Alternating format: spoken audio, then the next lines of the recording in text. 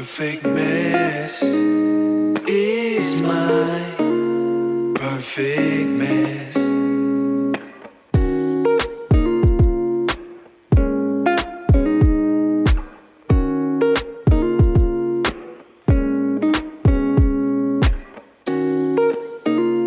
Perfect mess is my perfect mess. What's going on, everybody? It's your host, Ray Molina, and this is the Perfect Mess Podcast, and you are tuned in to episode 20. Man, that sounds like a really big number for me, man. I didn't think I was going to make it this far, to tell you the truth. The podcast thing was something new to me. Wasn't sure how into it I was going to be. But here I am, 20 episodes in. I know it doesn't sound like a lot to most people, but for me, not coming from this world and this being a new thing to me, it's a big number. I told myself, if I can get to 20 episodes, then this podcast has some interest, then I would move forward and start bringing in some guests and whatnot. So I'm going to start working towards doing that. It's still predominantly going to be a podcast about my life, but I'm also going to bring in some interesting people that I think I think they'll spark some interest to you as well, and get off into some really deep conversations. With that being said, let's kick this off. Let me move this mic. I want to show you guys. We got some new merch that I just dropped. The Faith and Facts Over Fear tee from Beast or Famine. Again, that's the Faith and Facts Over Fear tee. If you guys like it, if you're watching on YouTube, I'm showing you the picture on YouTube. For those who are listening, if you go to raymolina.com, you can check out the shirt there. It's all black with a nice big bright white font on the front. And man, that just kind of falls in line with how I'm kind of been attacking this pandemic. You know what I mean? Haven't been letting fear control my moves, control my actions, and control my moods. I've been functioning off of faith and facts. So I wanted to put this out there, and it's been getting a good response. What you also see is I am wearing the all gray Beast or Famine snapback, which has the Beast or Famine patch on the front. So that's also on the website, and I'm going to show you, man, we've got a lot of cool stuff that I just released on the website. Again, it's raymolina.com, but check this out. So we've got these beanies. Boom. Standard beanie right here. It's all black. We've got another one that's all gray right here. For those of you who are out there working in the cold, these beanies will come in handy. All right. We've got the pom beanies, all black, the one that has the little ball on top. Got an all black one, and then we've got the black with charcoal right here as well. Boom. This is actually one of our most popular ones right here. So this is a black and charcoal. And ladies, I am going to be going hard for you guys pretty soon. This is the first edition of the ladies that I'm doing. This is it's a hot pink pom Beast or Famine beanie, and we've already sold a bunch of these. So if you like this and you're into it, ladies, this is for you. I've got a lot more. I've got jackets and all that stuff coming. So if you're on YouTube, you can see it. If not, get on raymolina.com, go to the shop under Beast or Famine, and you'll see the new merchandise. I also want to show you again, we've got the black Beast or Famine snapback, and we've got the camo Beast or Famine snapback. Now, when you order from me, in that package, you will get the following as well. You will get a podcast sticker, the Perfect Mess podcast sticker, that you can put on your car, put on your laptop, put on your desk, put on your refrigerator, whatever. And you'll get 2 Beast or Famine stickers as well. So boom, you see those right here. Again, if you're on YouTube, you can see them. Bam, there's that one and that one. Check that out. So you get those, and I'll even throw in a nice Beast or Famine patch that you can put on whatever you want, a backpack, a jacket, whatever you want. And for the remaining copies that I have of my latest album, Three Kings, you will get a copy of this in your box as well. All right. So I'm trying to give you guys as much stuff as possible for the support. I really want to say thank you guys for the continued support of the new releases of merchandise that we got, and there's so much more coming. So please, if you're interested and you want to support, go to raymolina.com and pick you up something. All right. Um, with that being said, it has been quite some time since I've checked in with you guys. Uh, and you know what? Honestly, I needed some time. I've had a lot of things going on in my life, not just my life, but with with my family, with my business, with friends, with it's just this has been a very tough year for everybody, and I'm no stranger to that, and I am not immune to that. I am dealing with everything that you guys are dealing with when it comes to this pandemic and us having to deal with all the things that are going on. It is not an easy task, to say the least, right? I'm sure there are people dealing with more stuff than I'm dealing with right now, and I'm dealing with quite a lot. But I feel for you. Because it has been tough. So, to be honest with you, to be very candid, I've had to take some time away from the podcast to just kind of focus and sort of say, hunker down on some stuff. You know what I mean? To tighten a few things back up that were kind of falling off at the seams or coming undone at the seams, and I kind of caught it at just enough time, and I had to start putting it back together. So that's what I've been doing. Speaking of the pandemic, we are in California, and we are officially in a lockdown again. Yeah, so I don't know where you're listening from. I do see my stats, and I've got people listening from Canada. I've got people listening from Europe, and I've got people from all over the United States. But here in California, we are in another lockdown. And to be quite honest with you, this could be a very devastating one. Um, I just don't know that many businesses are going to be able to pull out of this one. I just don't know. It's that bad.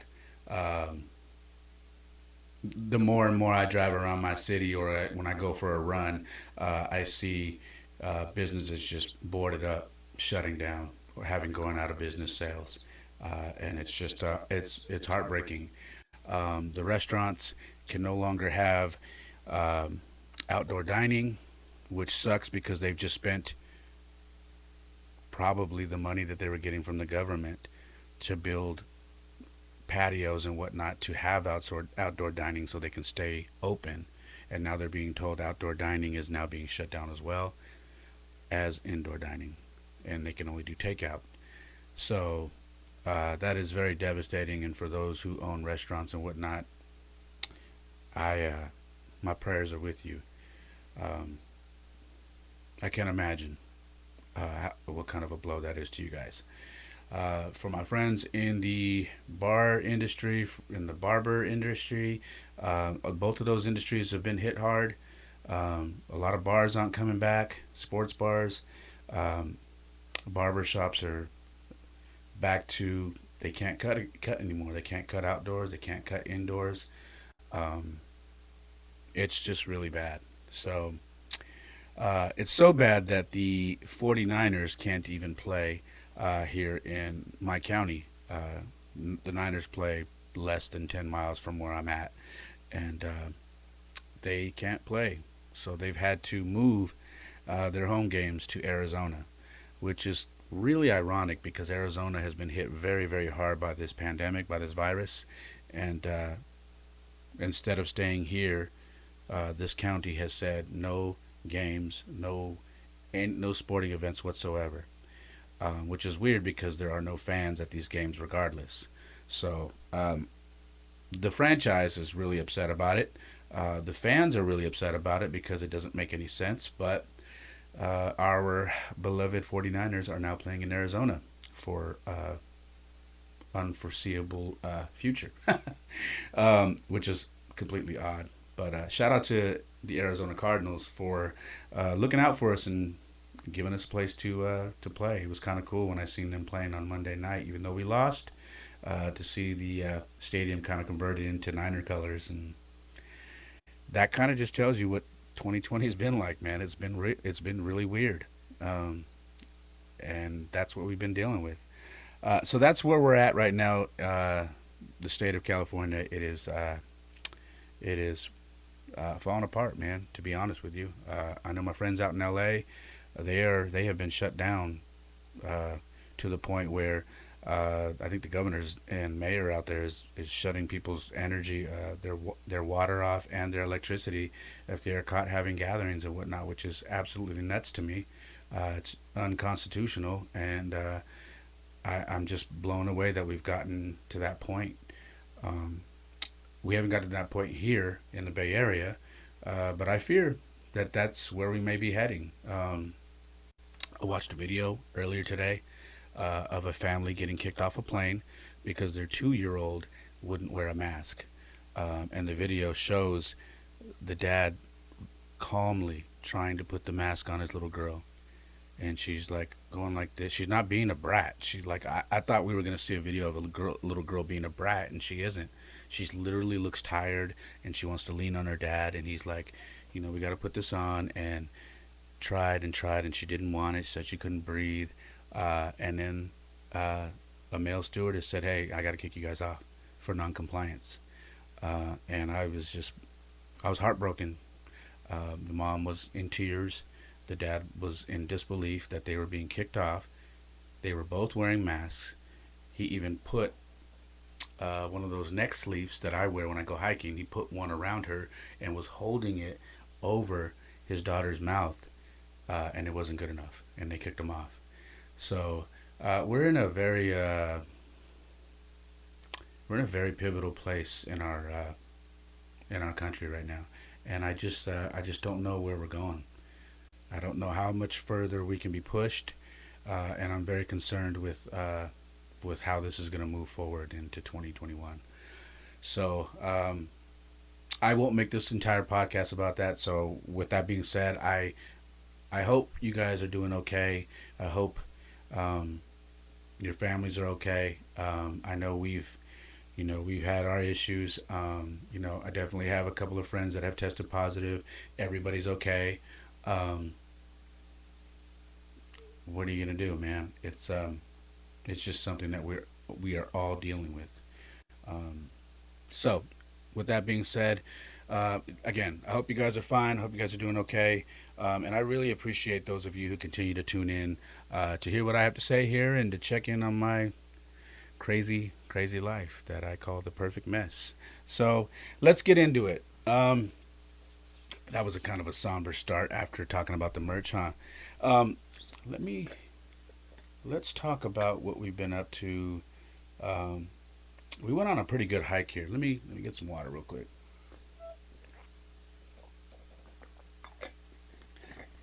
So, you guys know I like to hike by now. If you listen to this podcast or you watch it, I love to hike. I'm an avid hiker. I love to hike. So we hiked up Sierra, which is in San Jose, uh, and I've always known about this area. I've known about this road, Sierra Road, but I had never taken this thing. I had never taken this road to the tip top, and I had no idea how far it went, and I was blown away. I had taken my kids out there. Um, Probably a week or two before we actually hiked it, and we had tacos. I bought us a bunch of tacos, and we just sat there and looked over the sky. And I said, you know what, we're going to come back here and hike this. So I got the boys together, uh, my two sons and their two buddies that we've been quarantining with, Duran and little Ricky, and we hiked. And it was quite the hike.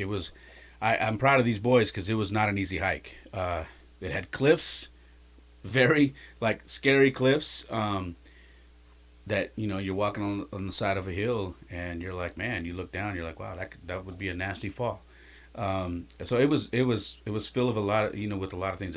Elevation, we got up to 2,000 feet, so we were above the clouds looking out over the city, uh, which was made for some pretty amazing photos. So if you follow me on Instagram at It's Ray Molina, you'll see some of the photos from there. It was absolutely breathtaking. Wonderful hike. Hard, but it was a great hike. Uh, we got to a point where we were hiking. Well, before I get to that, uh, the funny thing is, one of the kids, there was a lot of moments where there were teaching moments, and I love that.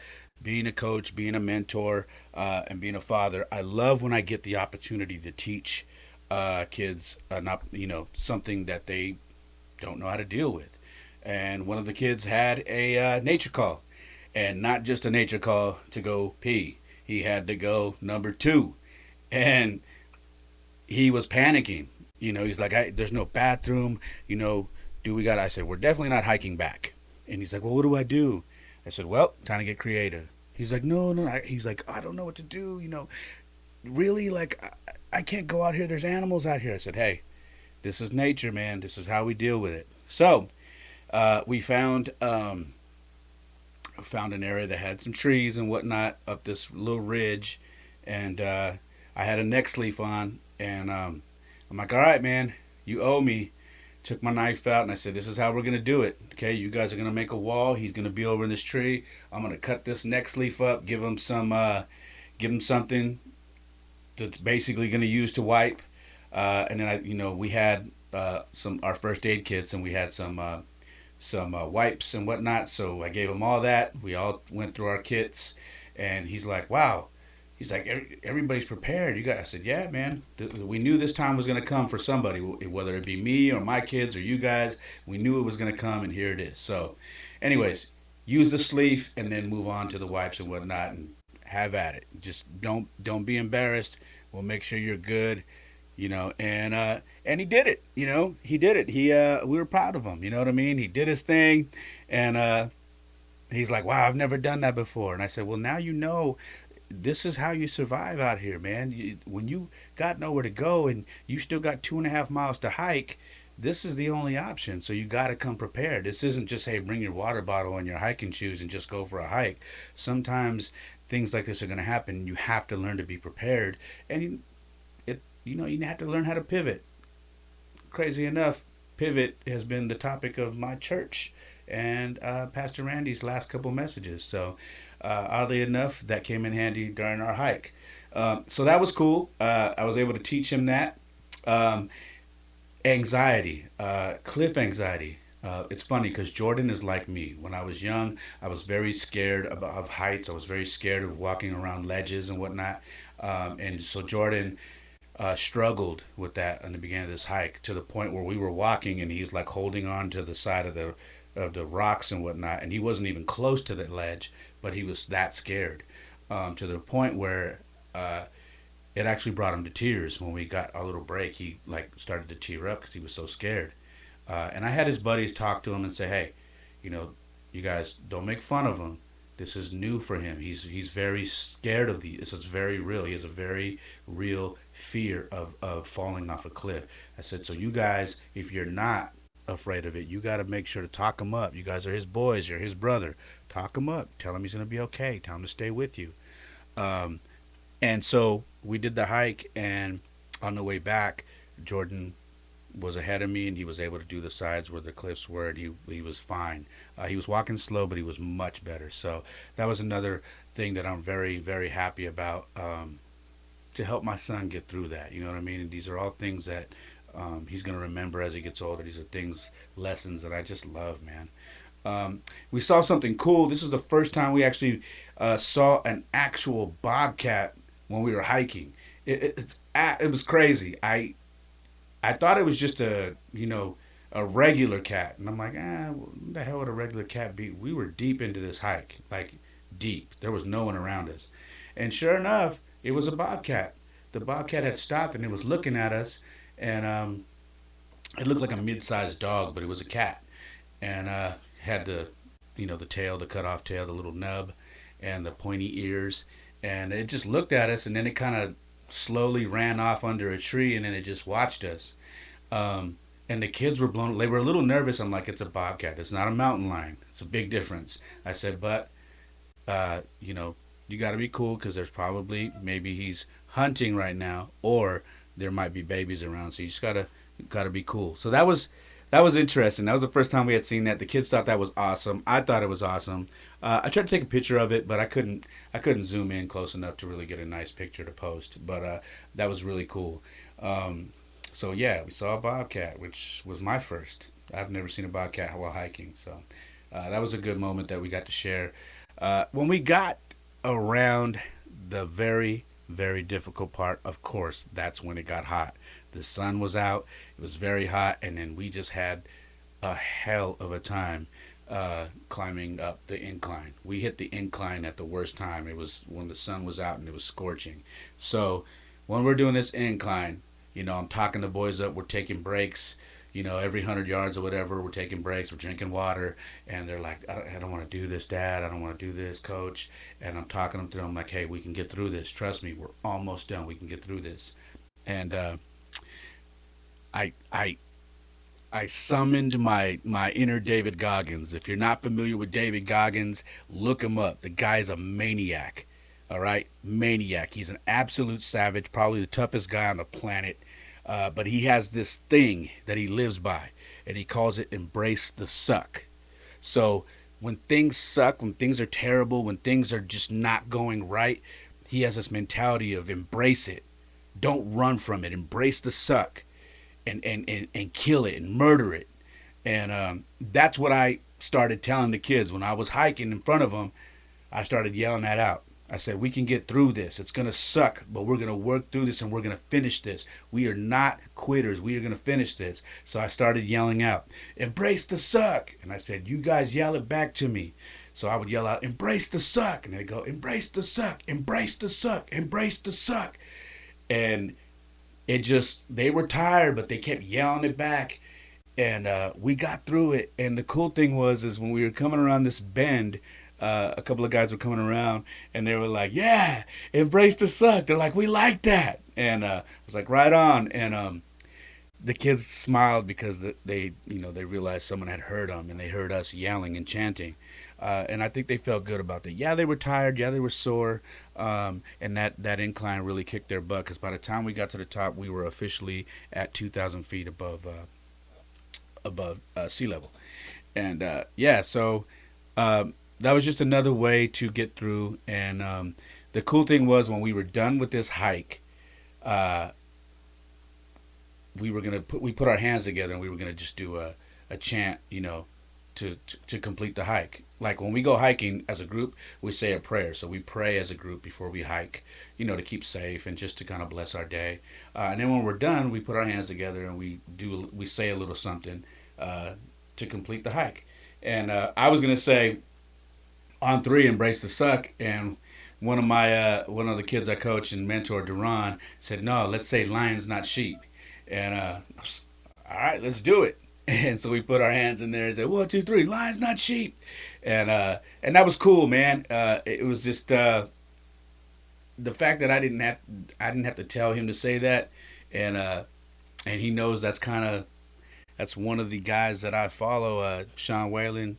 He owns that company, Lions Not Sheep, um, and the kids know that I kind of love that mentality.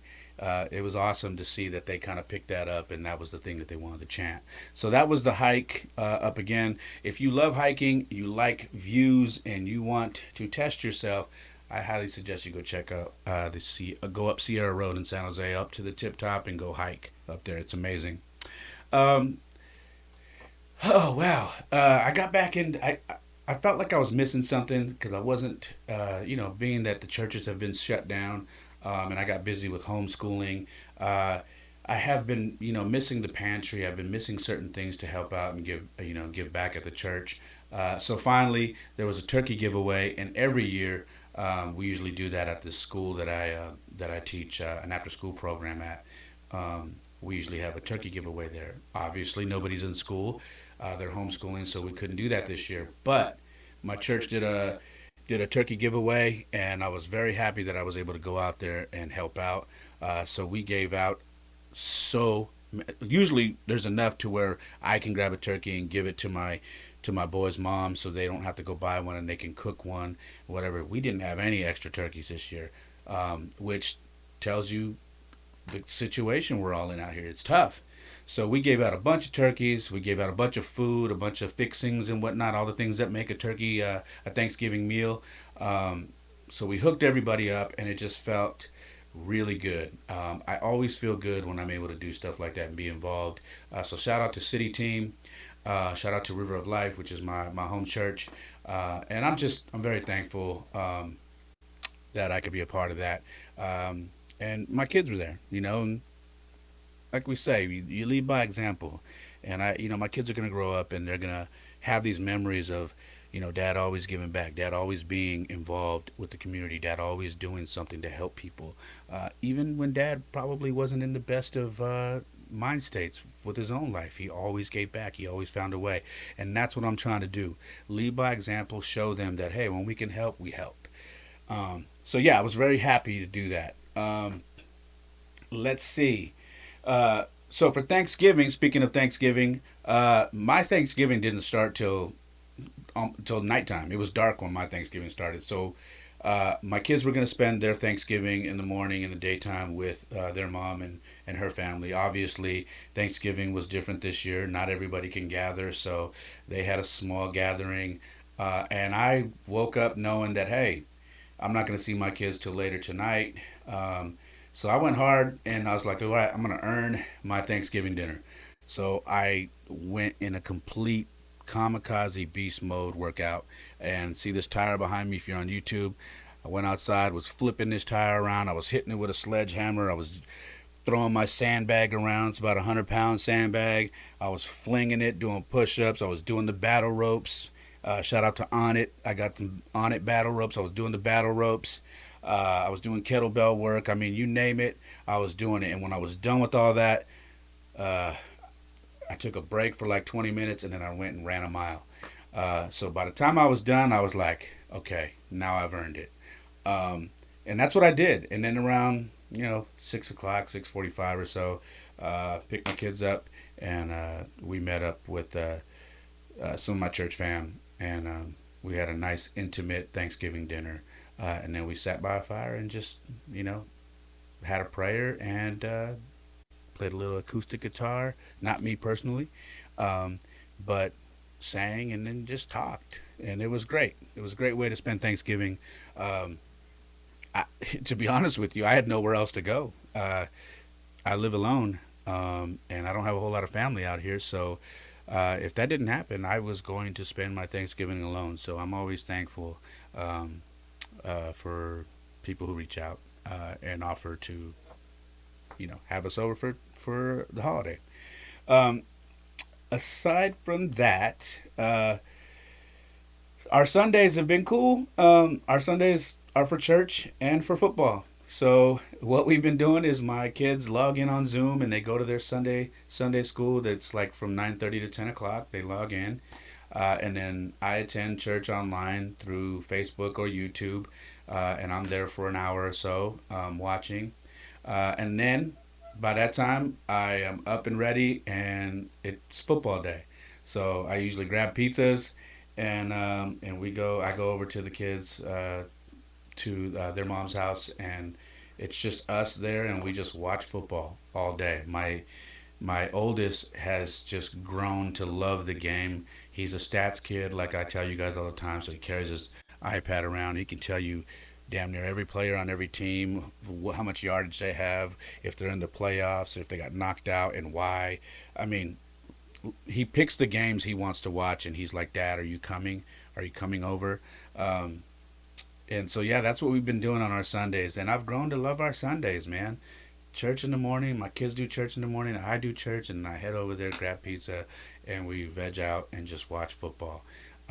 This weekend, this past weekend was kind of cool because their mom texted me and they said Jordy wants to know if you're on your way, and I said yeah, I'm almost done with church, and she said he's being so cute right now, and I told him, hey, Daddy's busy right now. He's like, I know, I just really want to watch football with him. Can you ask him what time? And that just makes me feel good, man. Hey, I'd be lying if I said it didn't. It made me feel good. Um, I just love the fact that my sons want to hang out with me. Jaden's into it too, but for the most, he's 9. He goes in between sitting and watching the game with me and cuddling with me to going to jump on Fortnite or go play Madden. And then when he's had enough, he'll come grab a blanket and he'll ask me for a hug, and then he'll sit with me. But yeah, mainly it's just us watching the game, man. And Jordan's so damn cute. I'm sitting like how I am. If you're on YouTube and you see me, I'm sitting like this watching the game, and Jordan will be over my shoulder with his arm wrapped around my neck, um, just watching the game with me. And it's funny. Because even though, at times you're like, hey man, relax, let's get some space and watch. I'm telling myself, hey man, if this kid wants to sit next to you and wrap his arm around your shoulder and your neck and hold on to you while he's watching the game, you do that, because there's going to be a time when you're going to wish that he would still do that, and he's not, because he's older. He doesn't think it's as cool anymore to do that, and you're going to be begging him for a hug and a kiss and to hang out. So I'm just embracing it, man. I'm embracing it. I'm loving every minute of it. I just, if you can't hear it in my voice and you can't see it on my face while you're on YouTube, I just love everything about being a father, man. It's the best thing I've ever done. I just love it. Um, yeah, I love bonding with my kids. Um, we went fishing recently. It wasn't a planned fishing trip, but we went fishing with some family friends. And just went out there to to spend some time. We hadn't spent time um, with these friends of ours in quite some time. And so it was good to get out there. We didn't catch any fish, but just to get out there for a few hours, talk, spend some time, catch up, was good. And I'm glad we went fishing. We went out to San Luis Reservoir, which is, I believe, off 152. Um, but yeah, we went out there and we hung out. Um, Kids got to just hang out, talk, have fun. It would have been cool if we caught something, but we didn't catch anything. So it is. That's what happens with fishing sometimes. Uh, there was my kids got another little lesson. They got a lesson how to put these earthworms on the hooks and how to put it through their mouth, and how to those night crawlers too, how you put it through their mouth and wrap them around the hook.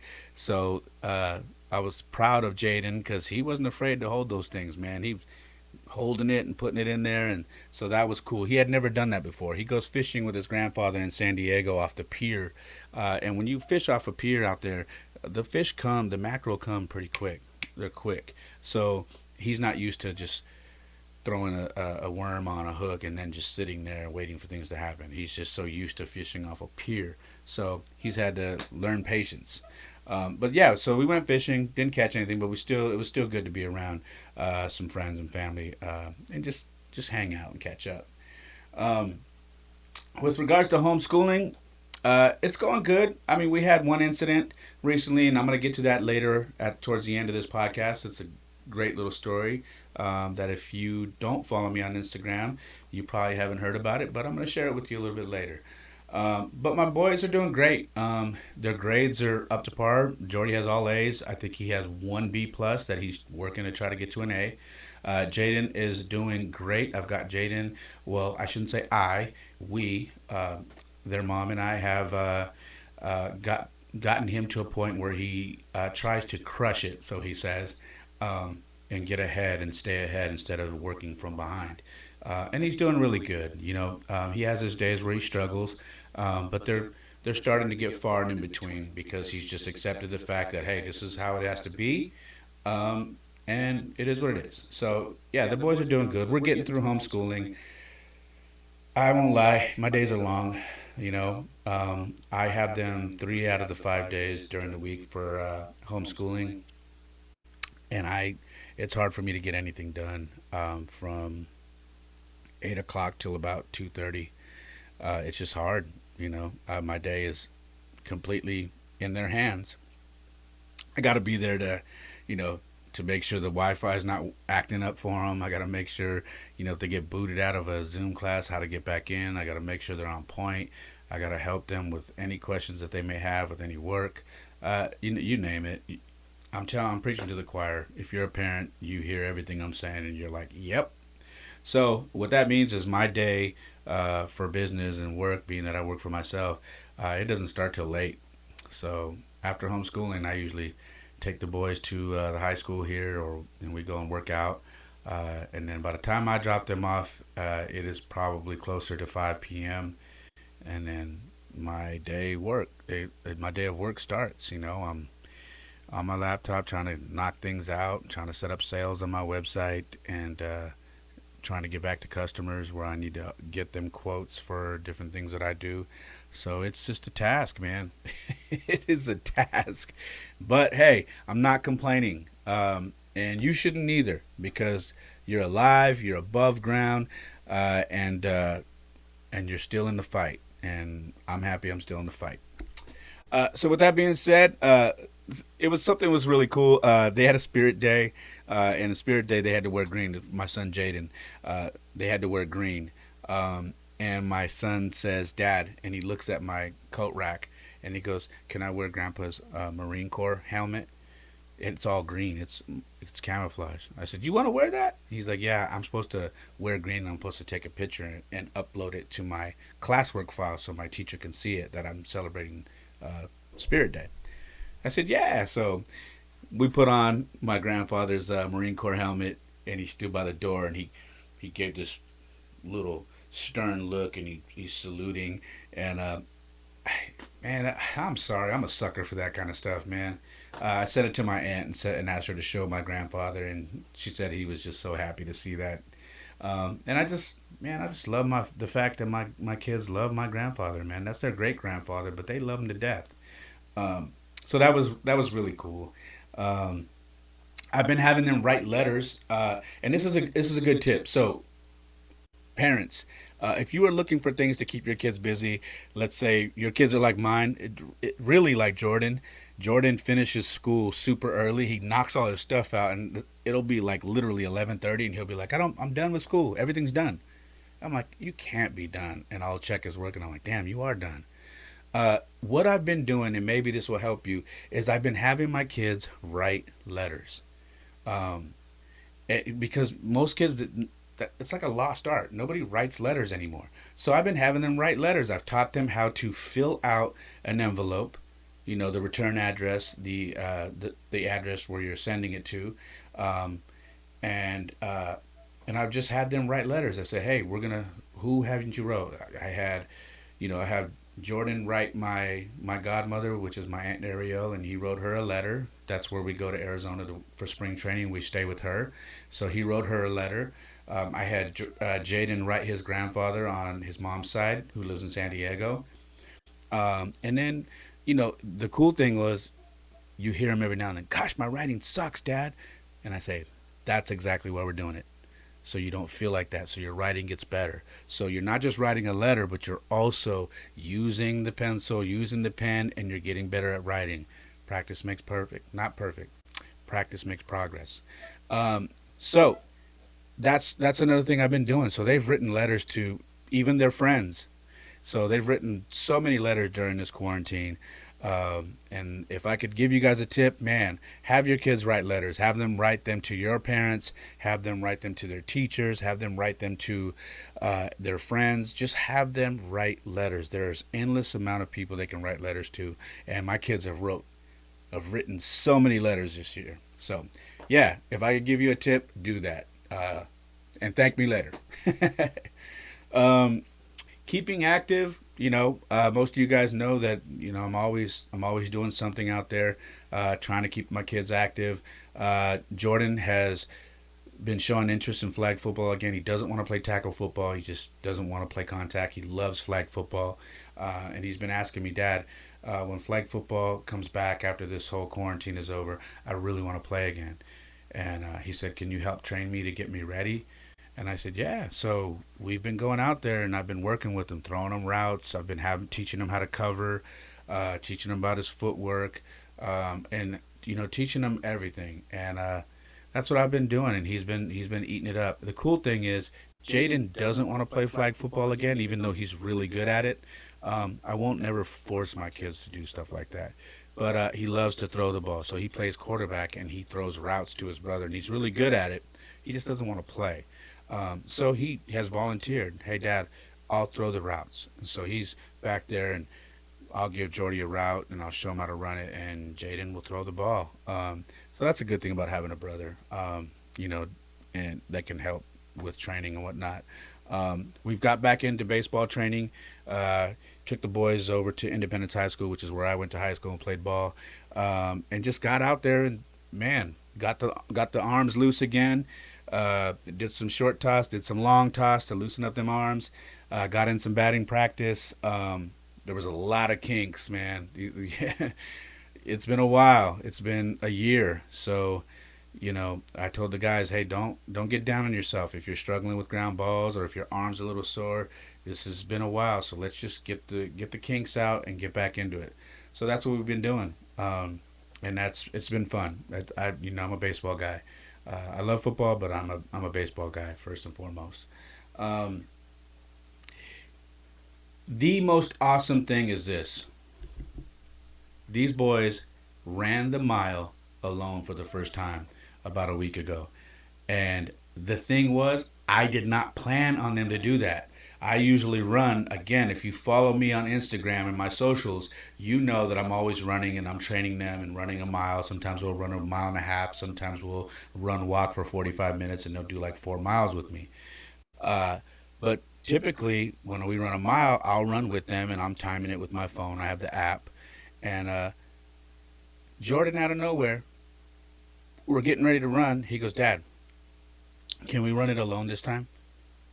And I looked at him. I said, you want to run by yourself? He said, yeah.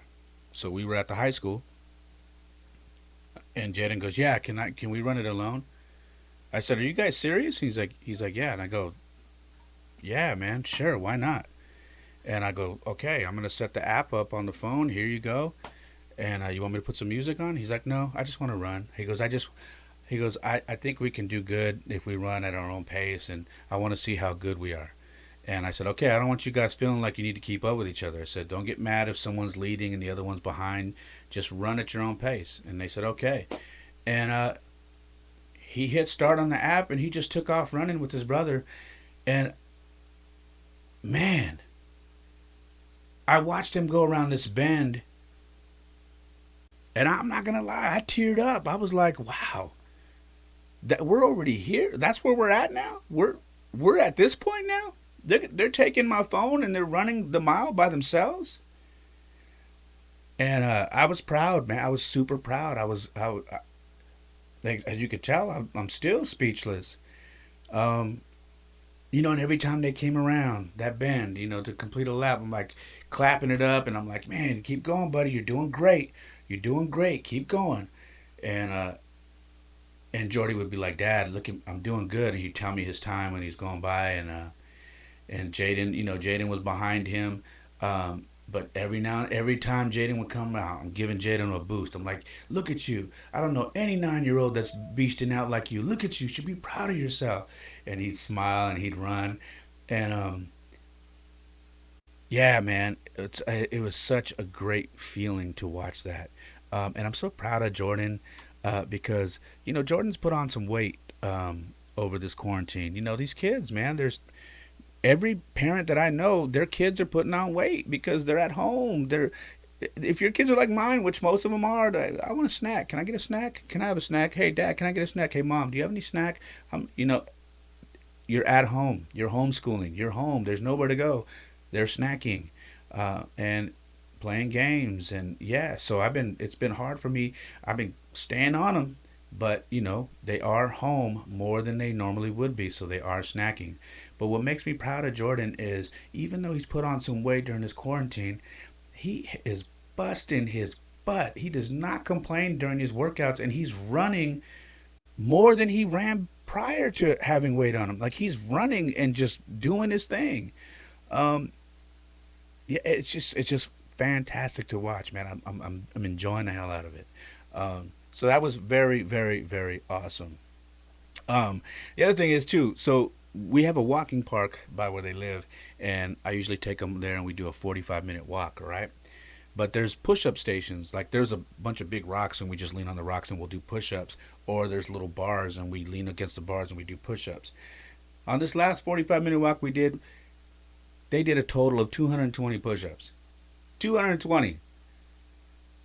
I was so, I, I'm not kidding you, man. If you go on my Instagram, you see the video, and I just, man, I'm cheesing right now, man. I'm sure you can hear it. I'm cheesing because, yo, it just what we've been doing for the last couple of years is starting to take form, and I'm starting to see the change in these kids, and I'm just loving it, man. I'm absolutely loving it. Um, And the people that who've been following this just journey that I've been on with my kids, they see it too, and I'm just loving when I get these messages like, "Yo, I remember when these guys first started exercising with you. These kids are little beasts now," and it's awesome, man.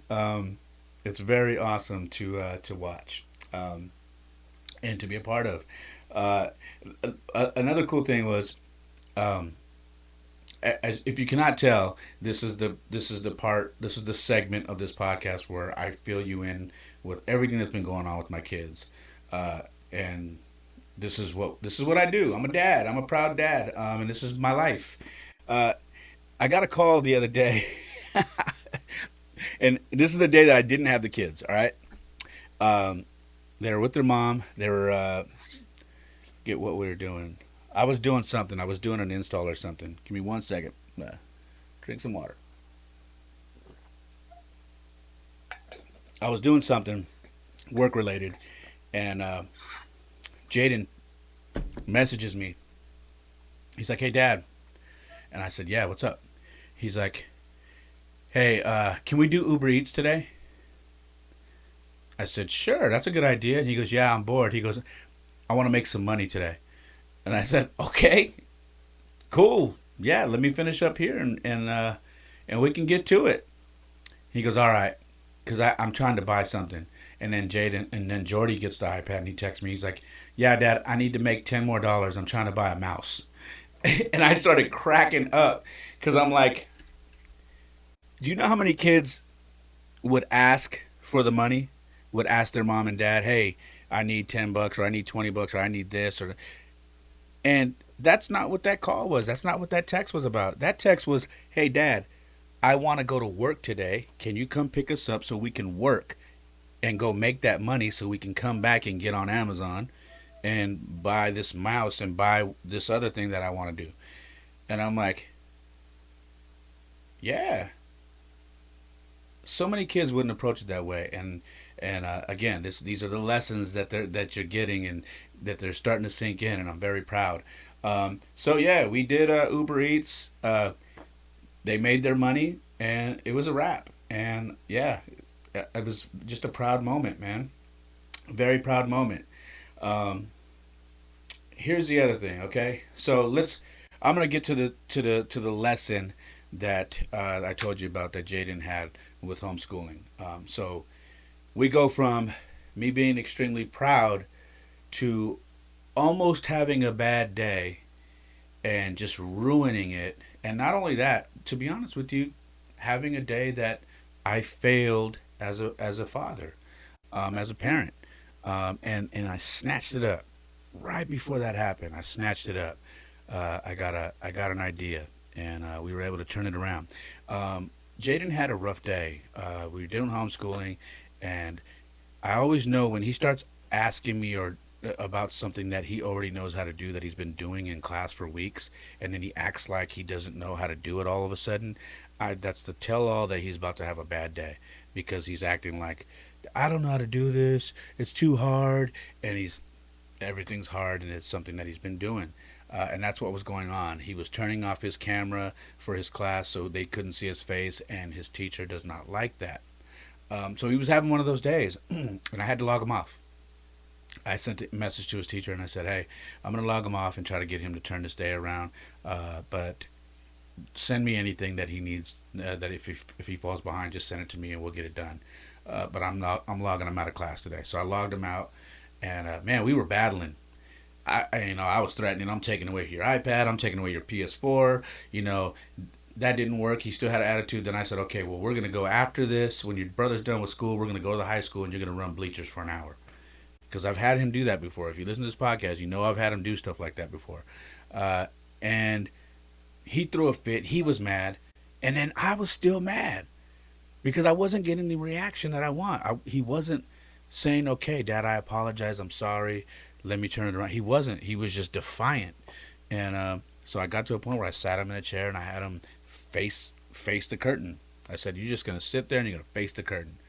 And I'm telling you, man, this kid is stubborn, man. This is my little one, man. He's tough. And I text his mom. I'm like, "Listen, I don't want him to have his iPad or his PS4 right now. I gotta go do an install right now. for a sign that I did for a client. I said, but when I'm done, I'm coming back. I'm going to pick up the boys, and we're going to resolve this. And Jordan was having a good day. It was just Jaden, but I always bring them together. So she said, okay, I hear you. I know what you're talking about because he does it here from time to time. And but during my 2 hours away that I was doing some work, I got an idea because I was mad. I was still in a bad mood, and I said, you know what? I can't do this. I can't have a day like this. I'm at my install. I'm not in a good mood. I don't want to have an attitude when I get back to go grab my kids. I don't want to be upset. And out of nowhere, I said, I'm gonna give him an ultimatum. I'm gonna give him an option. He can run the bleachers while me and Jordy work out. He can run the bleachers until we're done, which he's done before and he hates. Um, or we're going to use this as a teaching moment. You just heard me say that he earns money by doing Uber Eats, and he also earns money by doing chores and whatnot. So he has some money. So I was going to give him the option of, hey, you take your money, you pay for it, we go buy a bunch of tacos and some drinks at the dollar store, and we package them up in a meal prep box, and we go hand them out to the homeless. But I'm not paying for it. You pay for it. And you put together all the meal prep boxes. I will drive you around San Jose, and you pass them out. And I said, he's not going to want to do that. I was wrong. I underestimated the lessons that I've been teaching these boys, and boy, was I surprised. And I shouldn't be surprised because this is something that I've been instilling in them since they were babies. But when I picked them up, I gave them that ultimatum. I gave him the choice that you just heard me say. And he said, I have to use my own money. You're not going to help me? I said, nope. I'm not. You're the one that started this day off that way. I am not paying out of my own pocket. This is the amount of money you have right now in a bank account. You're going to take some of that. I'm going to take you and you're going to buy the tacos, and then I'll take you to the dollar store, and then you're going to buy the drinks as well and the containers. And he said, okay, I'll do that. I'll feed the homeless. And I looked at him. I said, are you sure? He said, yeah, I really want my money because I was going to buy something, but I'll just do it. I don't want to run the bleachers. So I took him to Taco Bell. We got $32 tacos. Took him to the dollar store. We got some juices. We also got these styrofoam trays, the clam trays, and popped the trunk, and I had him assemble 15 meals. Nothing crazy. 15 meals, and then we put them in the back seat, and we drove around San Jose to all the little homeless encampments. And anytime we came across somebody, I rolled down the window and we asked if they were hungry, and he would give them a meal, and he would tell them, God bless you. And I gotta tell you, it was magic, man. It was magic. It was one of the best ideas that had ever come to me, because I turned my day around, I turned my son's day around, and I watched him shine. He felt so good. Every time he would, here you go, you hungry too? Here you go. God bless you guys. God bless you. I would hear it in his voice. He felt good. And when we were done, I turned the camera around. I said, tell me about your lesson. How do you feel? And he said, I feel like a really good person. I said, tell me why. He said, because I'm thankful for my life and that I'm blessed, and that we could help people, when we can. And people are homeless out here. They don't have much, and we give them food, and I'm just thankful for that. And he went on into more detail, and just, I said, tell everybody why you're doing this. And he said that, I was throwing a fit. I didn't want to do my work and all this stuff. And I let him talk. And he turned it around. He went from having a really bad day to having a great day and feeling good about himself, instead of feeling like, oh man, I'm in trouble, I'm a bad kid, I don't listen. We turned that around and he actually felt good about himself. And that is a lesson that is so priceless. And I'm just really thankful for that day. It was an amazing day. If you want to see it, the video is on my Instagram at It's Ray Molina. Check it out. And if you like it, share it. Share it. I appreciate you guys. Please share it because it needs to be seen. It definitely needs to be seen. Um, Tomorrow, okay, moving on. Tomorrow, or actually today, it is very early in the morning. We're going to be going to St. James Park, and my church is doing a homeless outreach. And I try to take my kids out there as much as possible. Just teach them how to give back, just like that last lesson. So out there, we give out coffee, some snacks, and there's a bunch of clothes in bins that they can go through out there and pick out some shoes and jackets and whatnot. Right now, it's really cold where we're at, and it's starting to rain. It rained today, so we just go out there for about 45 minutes and set up some tables and give out. So and give out stuff. So I'll be picking up one of the kids I mentor and bring my kids out there, and we'll be doing that. So, anyways, yeah, that'll be in a few hours actually. Um, Church is getting back a little bit of normalcy, which is weird because we're back in a lockdown again. But we've had a fireside prayer meeting at the church, outdoors, of course. But that felt good because back around the church family, having some prayer, and it's just good to be around people again. Um, we just had our last prayer meeting over the fire until the holidays get by. So we did that, and that was cool.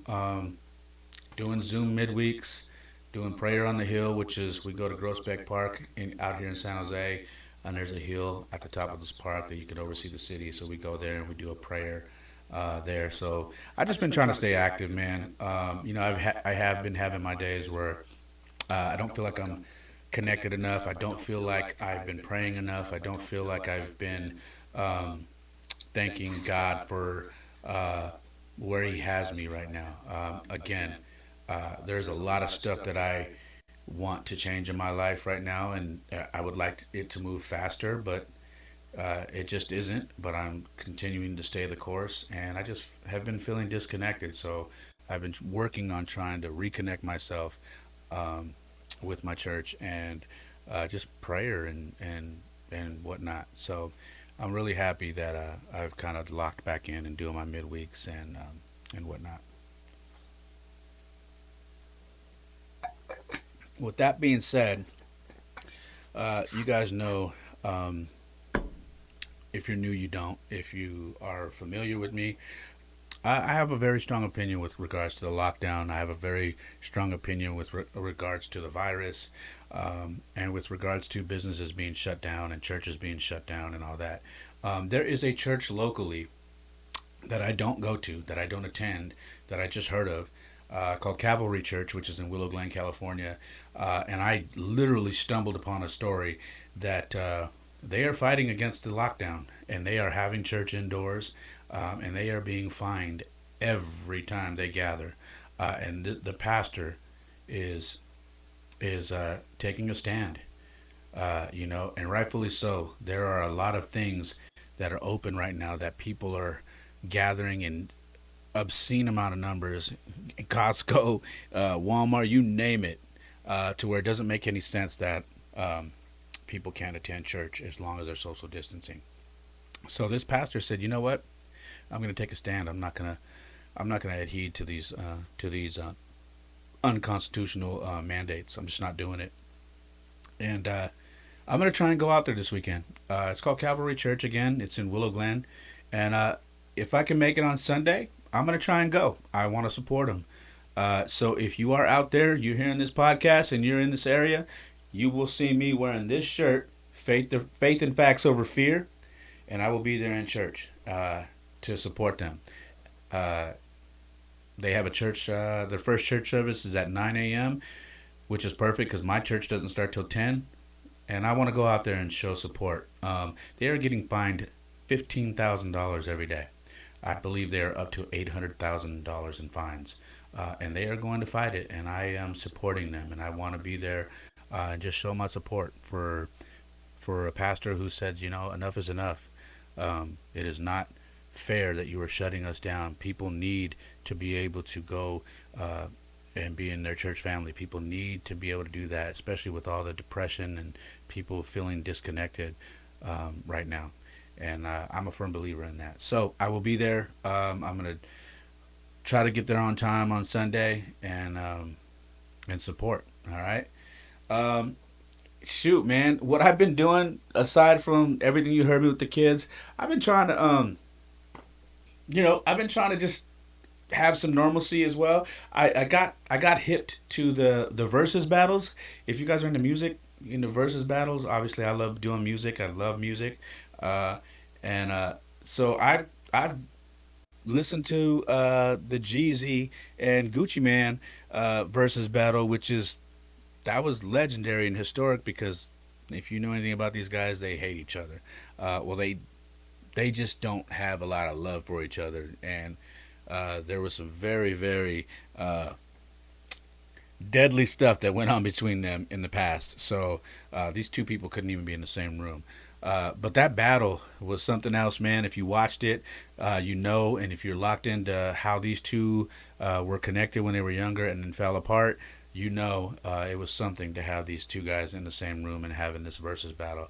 And it just brought me back, man. It was a flashback.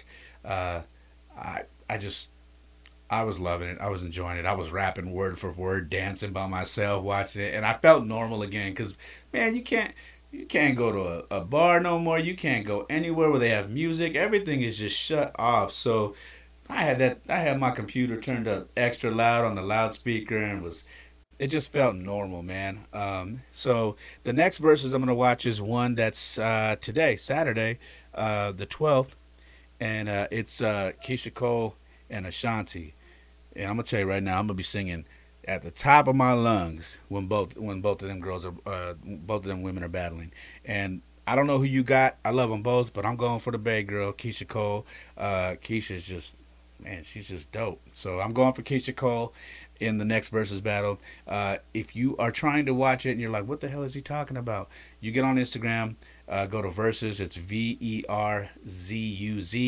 And you can watch it on their live stream tonight. I believe it's 5 p.m. Pacific Standard Time. Yeah, so I'm going to check that out. Like I said, I'm going to be singing my butt off. The other thing is, I finally checked out Cobra Kai, which is the Karate Kid series of Daniel LaRusso and the other guy who I forget the guy's name. Anyways, the guy that he hated when he was in high school. They're older now, and this series I thought it was going to be cheesy, and it's actually really good. I've got into Cobra Kai and I've been watching it, and it's just kind of cool that whoever's writing it is doing a pretty good job. Because he sucked me in. I thought it was the cheesiest thing when I saw them, and they're older guys now, and I was like, oh man, they're this is a stretch. Why are they doing this? It's actually really good. So, if you get a chance, if you're a Karate Kid fan, check it out. Cobra Kai. That's on Netflix. All right. Other than that, I just been working, man. You can't see right here off to the left of me. I've got papers pinned to my door, and these are, just debts that I have that I've been crossing out every time I make a payment. And that's what I've been doing during this pandemic to keep myself busy. Is I've been working crazy hours and just taking money and just throwing it at these because I'm trying to clear my plate. I'm actually on schedule to pay off my car 2 years early, and that hasn't been the easiest thing, but I'm doing it. So that's what I've been doing, man. That's what I've been spending my time with when I'm not doing the stuff with my kids and all that. Um, these are the things I'm doing to keep myself busy. All right, so yeah, and working out. So yeah, um, real quick, I've come to terms that I am just a different beast when it comes to dating. Um, and I didn't realize that until I started having conversations with women, and who, you know, that to be honest, we were sharing some interests, and and just having conversations with different women, and we can't really connect because of the pandemic, so it's been a lot of phone messages and talking and whatnot. And I just realized that I'm in a really strange place for me. I shouldn't say strange, it's just different, because I catch myself having conversations um, about things that never really concerned me in my past. Prior to me being married some years ago, these are the questions and things that I never would really um, talk about or hold someone to standard wise, because it was like what I was just like whatever. And that sounds really messed up to say, but I really didn't. I don't think I had standards, or I just was like, if I like this person, then let's date. And what I've noticed in recent conversations with women that I've connected with online, whether it be through an app or social media or whatever, is man, I I have a hard time dealing with vices. And we've all got our vices, um, but when it comes to like vices or beliefs or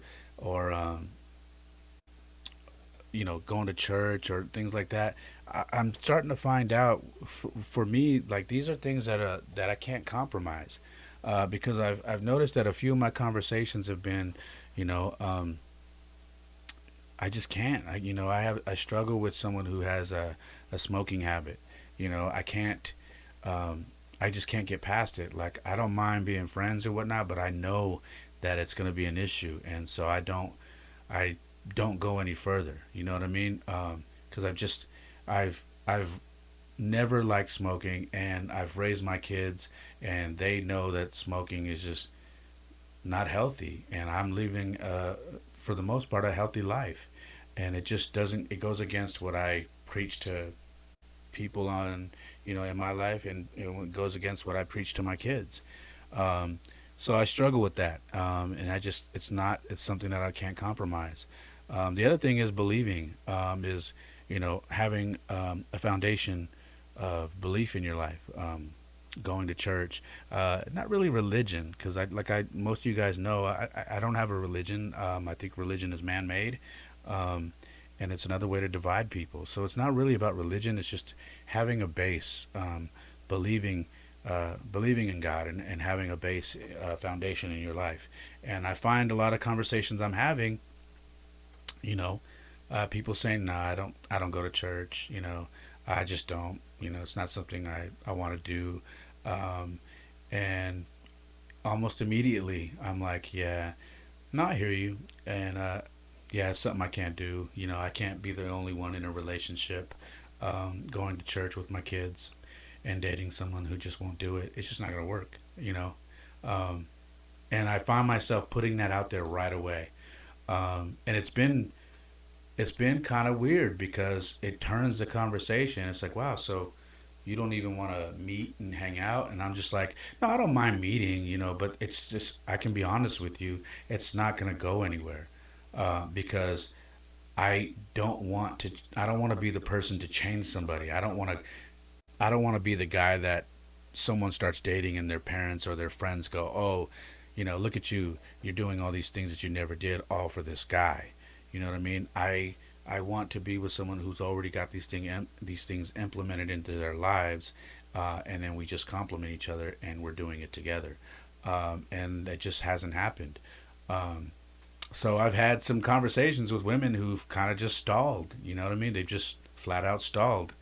And then uh, and a big thing for me is the text versus call versus social media thing.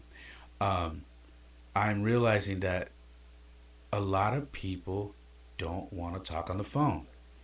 They would rather send you a DM and have this long, drawn out DM conversation, or they would rather have this text conversation and just text, text, text, text all day.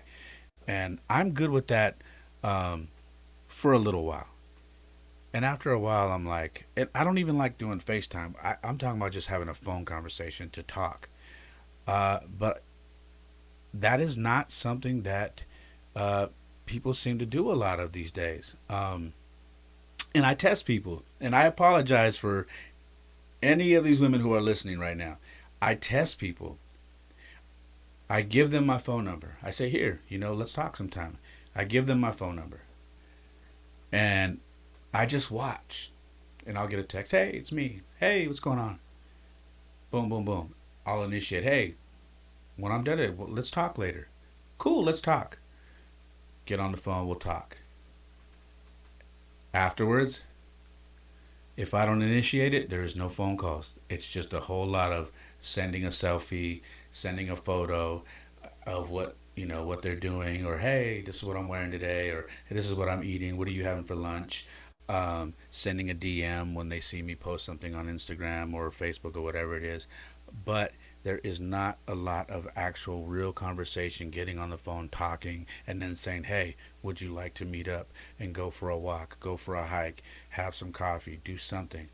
And man, I'm just not there. Nothing is intriguing me. You know what I mean? I've met some very good people, and I'm still talking to them to this day. I love the conversations, but there's no spark. There's no spark. You know what I mean? Um, I need that phone conversation. It's like I just need to hear this person's voice. I need to understand. I need to talk to them and get a feel for who they are. You just don't get that through text and through social media. So, yeah, if I gave you my number and you are not using it, and you are proceeding to send me a DM or texting me, I can't connect that way. And I guess until that changes, I'm going to be a single man for a while. And that's just kind of what it looks like. It is what it is. So, if you want to know anything about me, and you're listening for the first time, or you are someone who I've chatted with and whatnot, I'm giving you an insight.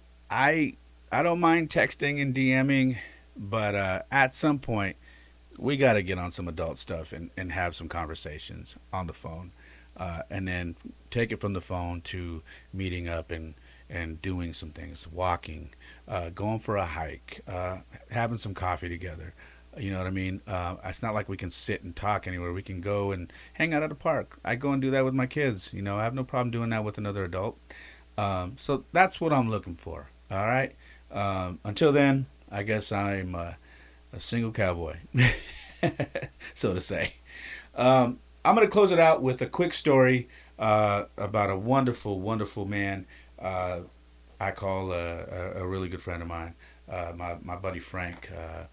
And Frank is a gentleman that I have no doubt God put us in each other's paths. He is a coach for basketball, and he also has started a foundation called One Vision, where he trains kids for basketball and just as a mentor and gives them the word and does all kinds of things with this organization that he just started. But I love the guy to death. We've connected. We went on quite a few hikes, or a few hikes, I should say, when he was living out here in San Jose. He has since relocated to the Elk Grove area, and his son is living out there. And you know, me and Frank, our story is real similar. Our relationships with our fathers, our relationships with our kids. And going through breakups that were very, very hard on us as men. Um,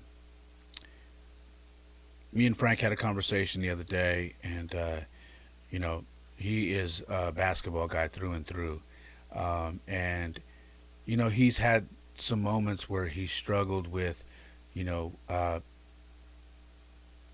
people judging him for throwing his life into basketball. Uh, and I understand that so much. I understand that wholeheartedly because I've had it happen to me my whole life. I've had people judge me for throwing my life into music, for throwing my life into the creative part of me with my business that I do with multimedia. And I've had people throw it in my face with touring and doing this podcast. um, because there is no definite paycheck with all of this stuff. You know, you have to hustle, you have to grind it out, and you have to have faith. Um, and so I know when he brought that up, I know what he's going through. Um, because he was told recently by somebody that you know, you're just throwing your life into basketball, and there's more to life than just basketball. You can't make life about basketball, and you know, and you got to do this, you got to do that, and then just critiquing him and doing all these things about and making him feel like maybe he's not being the best father to his son. And I said, Frank, listen to me. These are people who've given up on their dreams years ago. Okay, these are people who never dared to dream. Okay, they got in line for a job application and got a job and went to work after high school. And what they do is they go to work at a job that they hate. They probably grab a 12 pack before they come home. They come home, kick the dog, sit on the lazy boy, kill the 12 pack, wait for their wife or their girlfriend or whoever to bring them dinner. Or if they're solo, they throw a microwave dinner in the microwave. And that's their day. They don't have any energy to spend with their kids, nothing. They just come home and that is their day. I gave my energy and my best hours of the day to my job. And what my wife or my girlfriend and my kids get is the wind down. They get the absolute worst hours of my day. I'm tired. I am now drunk. And I have no energy to do anything. And I don't even want to hear how your day was. Do not let these people get in your head. They don't know what it's like to do something like what you're doing. They don't understand the passion, the energy that it takes to do what you're doing, to take time out of your life, to take a risk with your life, to teach kids, to mentor kids about a game that you grew up loving and got really damn good at. They don't know what it's like. Just like the people who were judging me, they don't know what it's like to put yourself on the line, to put yourself on the front line to get critiqued for the music you make, to go in front of a crowd and get booed, or have a promoter tell you that there's not enough people here, no one really came to see you, to get on YouTube and have music videos and have people critique you, to have a podcast and have people critique you on the stuff that you're talking about. They don't know what it's like to do any of that because they've never taken a risk and put themselves on the front line. They just go to work every day. We're different. I said, and for people to say, you can't possibly be with your son doing this, doing that every day. I said, I hear it too, Frank. There are people who message me every day. How is it that you have this much time to do all these things with your kid? And you know what I say? You make the time for things that you love, things that mean the most to you. You make the time. I chose not to give the best days of my life, the most hours of my life to a corporation who at the end of the day could let me go whenever the hell they want. I chose to give my children the best days of my life, the best hours of my life, give them my energy.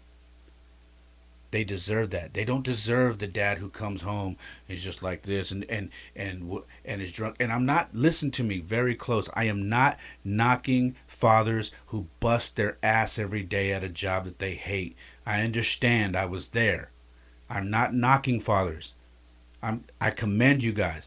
But what I'm trying to do is make people understand. And what I was telling Frank is they have to come home and realize that your kid had a day too at school.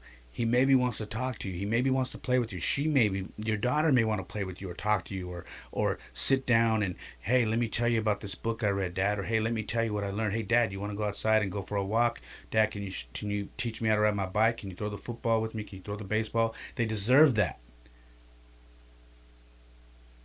So maybe instead of going every day and picking up that 12 pack, maybe you skip that and you get home and you grab a cup of coffee, grab that energy drink and chug it and just and give your kids that last burst you got. Give them that energy.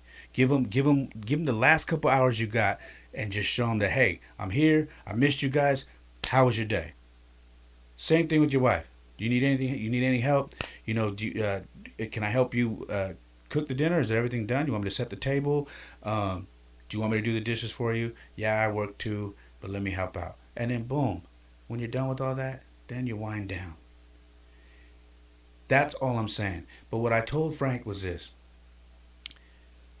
for the dads and people who say that and the parents that say that, a lot of them you make them feel guilty when they get on your social media and they see everything that you're doing. They feel guilty because they know they are not doing what they're supposed to be doing. They know they are guilty of just coming home and giving their family the shit end of the stick when it comes to their hours of the day and their energy. They're coming home and they're done.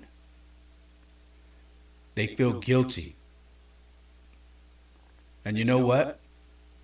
I don't care if you feel guilty. You should be inspired. And if you don't know how to do it, DM me. DM somebody like Frank. How do you do it?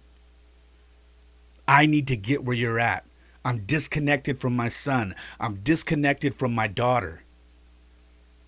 I am that guy. I come home every day and I kick the dog and I have a 12 pack and I kill the 12 pack and I'm done. And then I wake up and I start my day over again. How do you do it? How can I get there? I don't apologize for being how I am with my father, with my kids, excuse me. I don't apologize for being the father I am with my kids. And if you are watching and you feel guilty and you want to say something and there's no possible way, I work my butt off and these guys, what are you possibly doing and wasting your time? And I'm not. You know what? I'm on your ass. Yeah, get on my Instagram and figure out what you're doing wrong. And if you feel guilty, don't get upset. Ask what you can do. Because that's what I did. I watched people and I said, I got to get better at being a father. And I told Frank the same thing. Don't feel guilty because you spend a good portion of your day with your kid, training your kid, being there with your kid, showing him things, being there when he needs you. Getting your kid into a private school to where he can actually thrive when you never thought that was going to be an opportunity for you because you didn't make enough money. That is a blessing from God.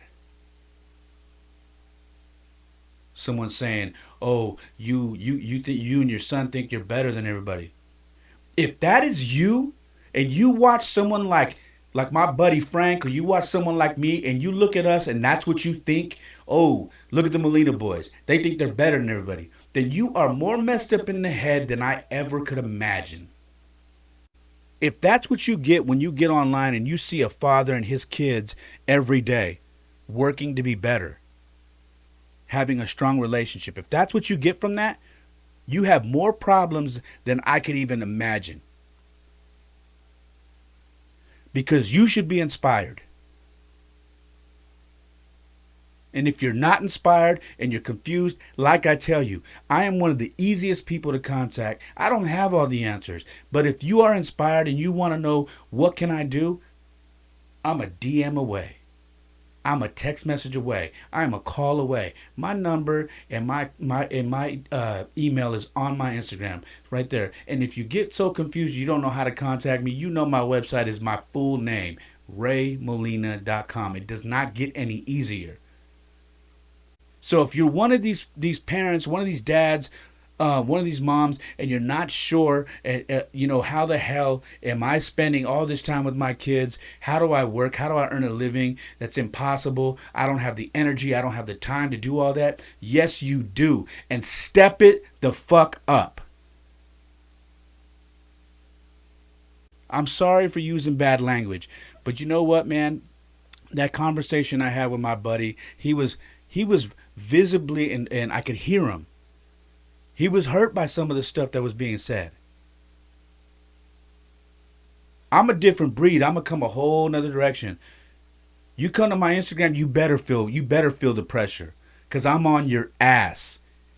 If you're a father or you're a parent and you're not on your job and you're skating through on your kids' lives and you're doing the bare minimum, yeah, I want you to feel every piece of that when you come to my Instagram, because I'm on your ass. What I do every day with my kids, I take pride in. I'm not going to allow the streets to raise my kids. I'm not going to allow my kids to fall in the cracks. I'm going to guide them through like I'm supposed to, and I'm going to train them to have respect, to have a foundation, and to be a leader with their own friends. That's my job. And I don't apologize for that. I will never apologize for that. So again, if you are somebody who sits back and you see a father doing what I do, or you see a father doing what my buddy Frank does, or anybody else, and you are looking at it like, oh, they think they're better than everybody. No, they're not. No, we are not. I don't think I'm better than nobody. And if that, for some reason you listen to this podcast and that's what you get, you got more problems than I ever thought you did, man. Because I don't live my life thinking I'm better than anybody, and I don't raise my kids to think they're better than anybody. I raise my kids to teach them values, to teach them to give back, to teach them to help. I just told you a few stories on this episode right here of how I'm teaching my kids to give back and to help people. Don't be that parent. Don't be that dad. Don't be upset. That's guilt talking to you. That's something in you and your heart telling you, you know what? You're not doing enough. You can be better. And if that's you, and you're listening right now, or you're watching on YouTube, and that's you, and you're saying that is me. I am disconnected from my son or daughter. My relationship with them isn't good. It's struggling. I don't know how to connect with them. I'm no guru, but I love to talk. Obviously, I got a podcast. I love to talk, and I love helping people. Don't be cynical. Don't be angry. Don't judge people and think that they just got it better than you. Because it's not true. I'm not rich. I don't make a whole lot of money. I just set my priorities to be with my kids, to raise them. They're the thing that I do best. I raise my kids, I teach them, which is why I fell in love with coaching, which is why I fell in love with mentoring. I love helping.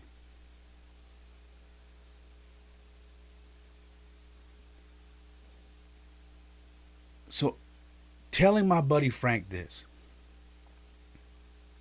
I said, don't ever let anybody make you feel guilty for what you do.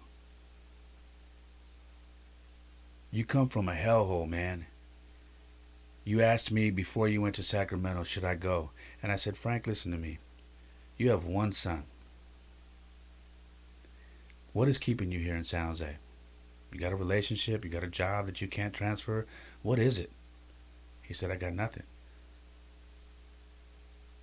I said, okay. Your teenage son reached out to you and said, Dad, I wish you were closer. I need you. That's it. That's all you need. Hell, that's all I would need. I'm out.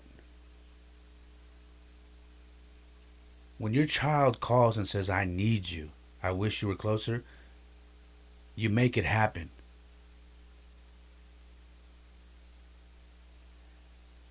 And he called to say, I thank you for that because you were the one person that told me, get out of here, go, move, move now. He goes, and it's been the best move I've ever had. My relationship with my son, it could never be, it's never been better. I got this job. He goes, I got offered this coaching job at this school. They're gonna help me with my organization. He goes, and guess what? My kid's going to the private school, and I'm coaching there. That made me so proud to hear him. I said, you should be proud of that. And anybody that can't appreciate that and can't tell you that they're happy for you, cut them out. You don't need them in your life. Tell them goodbye.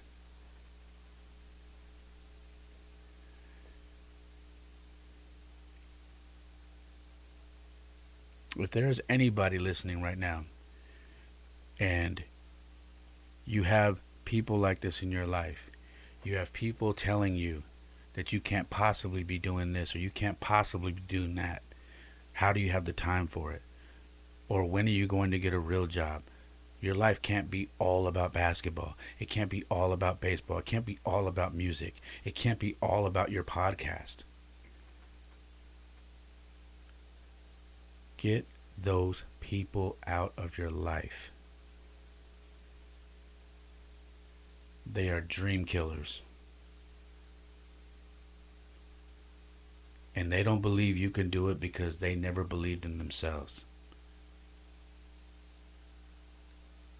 And when it comes to parenting, people nowadays are not used to seeing parenting done right. It's been done wrong for so many years that when they see it done the right way, they don't believe it's possible. But it takes sacrifice, it takes dedication. You got to put it first. I am a lot of things that I'm not proud of, but one thing I am not is a bad father.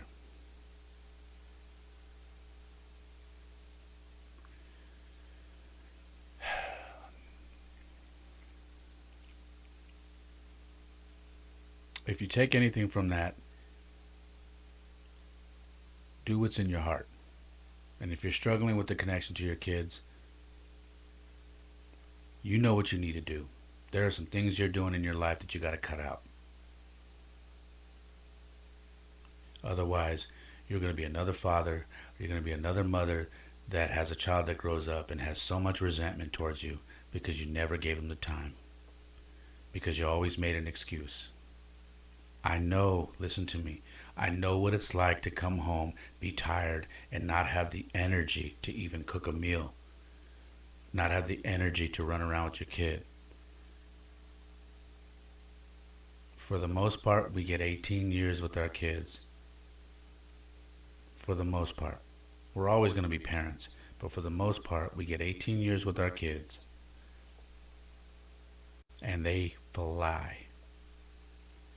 So if you need to have that extra cup of coffee, or that energy drink, or that 5-hour energy drink, or whatever it is, you do that and get busy raising those kids. Ask them how their day is. Go for walks. Get on a bike. Go biking with them. Yeah, after a full day's work, do it. You owe it to those children and you owe it to yourself. Do not be that parent that grows old and their kid just has all this anger and resentment towards him. It is the worst feeling. My dad has that right now. Frank's dad has that right now.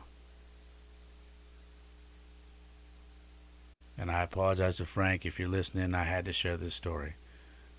I didn't give too much details, and I know you're not going to trip. You love me, and I love you too. But I had to share this story.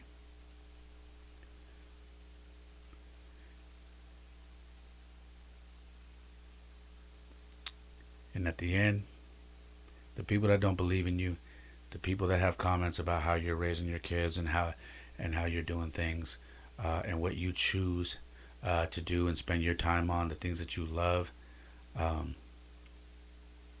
get those people out of your lives. People don't understand what dreams are. People don't understand what being an entrepreneur is.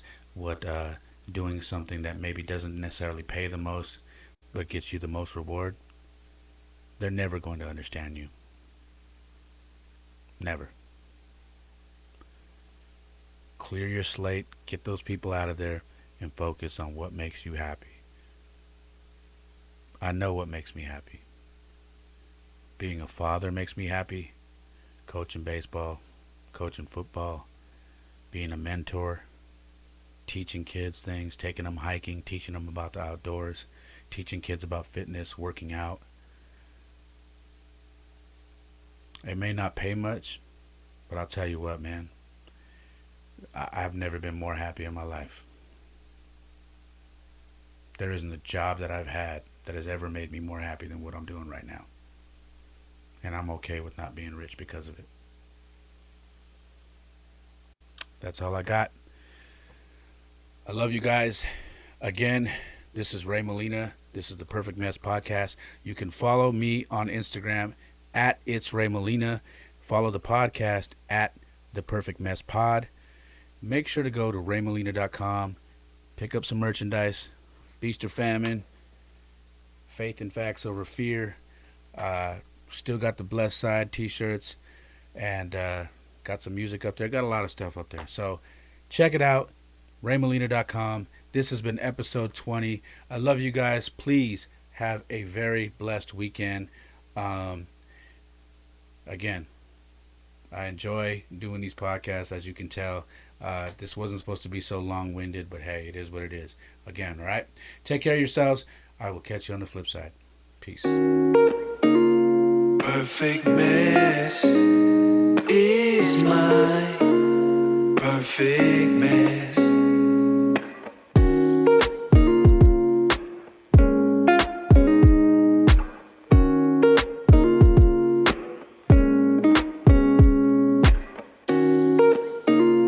Perfect mess.